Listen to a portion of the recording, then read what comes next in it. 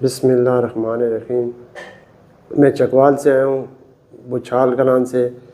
तो मेरा ये 3, 4 और 5 नंबर मोरे का मसला था। MRI कराई थी और मेरे को इस गुप्फी में दर्द होता था, इस टांग में दर्द होता था, बीच में ऐसे महसूस होता था जैसे कीड़ियाँ भाग रही हों। तो काफ़ी जगह मैं गया, मैंने इलाज कराया, दवाइयाँ वगैरह ली, गोलियाँ वगैरह ली। फिर मेरे को पता चला डॉक्टर आमिर शहजाद का, रावलपिंडी में यहाँ बैठते हैं। तो फिर मैं इनके पास आया, मैंने इनको अपनी सारी रिपोर्टें दिखाई। इन्होंने बोले इसको साइड में रख दो, अभी हम आपका इलाज करते हैं, इंशाल्लाह आप बिल्कुल ठीक हो जाएगा। यहाँ पे ये इलाज करते हैं, बहुत अच्छा इलाज करते हैं। न कोई गोली है, न कोई टीका है, न कोई साइड में मतलब गोलियाँ लो तो गुर्दों का मसला बन जाता है, ये बन जाता है, कुछ भी नहीं हुआ। बगैर गोली टीके के इन्होंने इलाज किया है।